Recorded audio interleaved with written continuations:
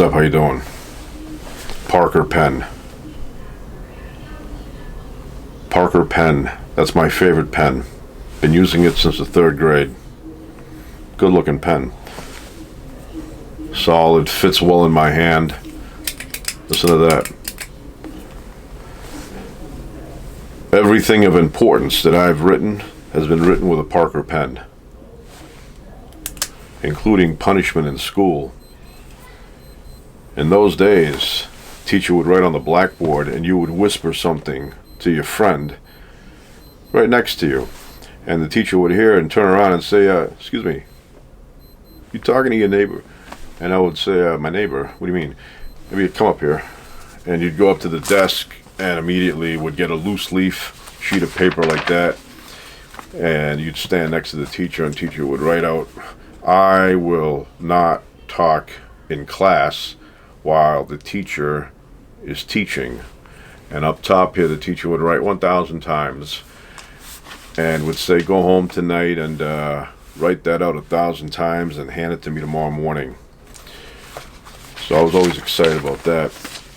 And then the other punishment, Mrs. Ellis, my music teacher, very knowledgeable, very intelligent.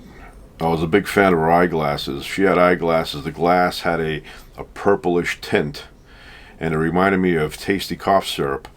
So anyway, if she noticed anything out of line in class, she'd call you up and she would give you this graph paper, and she'd say, fill in your initials all the way to the bottom. Give it to you before the class is over. So, you know, very annoying. And then the other thing that they enjoyed doing was they would open up the dictionary and they would say, see those pages? And you'd say, yeah, I see that. Say, go home tonight and copy those 2 pages, write them out by hand and give them to me tomorrow morning. Good thing about this punishment was that you would learn new words like schmendrick. So anyway, at my house, when I'd get home, I didn't feel like writing out 1,000 times, I will not talk in class while the teacher is teaching.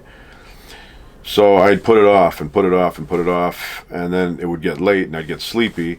So on my desk I had a lamp, and it would fold up into a ball, like a little bowling ball. And it was a light, but also a clock. Had an alarm on it, you know. And I would do my homework with that. You know, not only did they give you punishment, but you had to do your homework. So I had this light, and I'd fold it up into a ball, but right before I would go to sleep, I would set it for 2 a.m. to wake me up. And then I would take my paper where the punishment was on, and I'd put a book underneath my pillow with it, and I had a light next to my bed, and I'd go to sleep.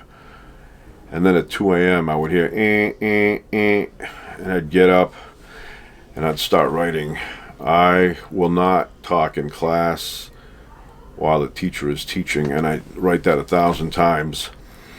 Next morning I'd hand it to the teacher, and the teacher would look at it and then tear it up and throw it away and say, don't talk to your neighbor again. And then I'd talk to my neighbor again, and I'd get the same punishment all over again. But anyway, I think they stopped doing those kind of things. I mean, we had detention in my school, but that was supplemental. This stuff here was supplemental punishment. But anyway, it was done with a Parker pen, which I still use.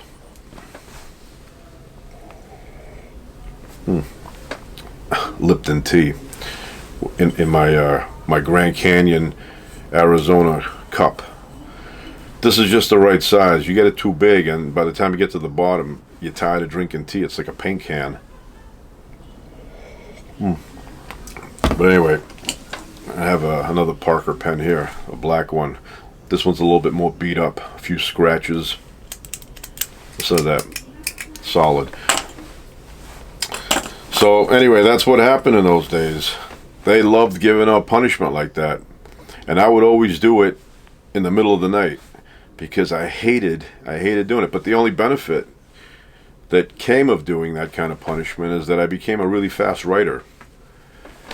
You know, I was able to write 1,000 times that phrase quickly. including my initials and including the dictionary pages, so that was a benefit. It was like speed writing. That's good hand-eye coordination. So anyway, that's what happened back then.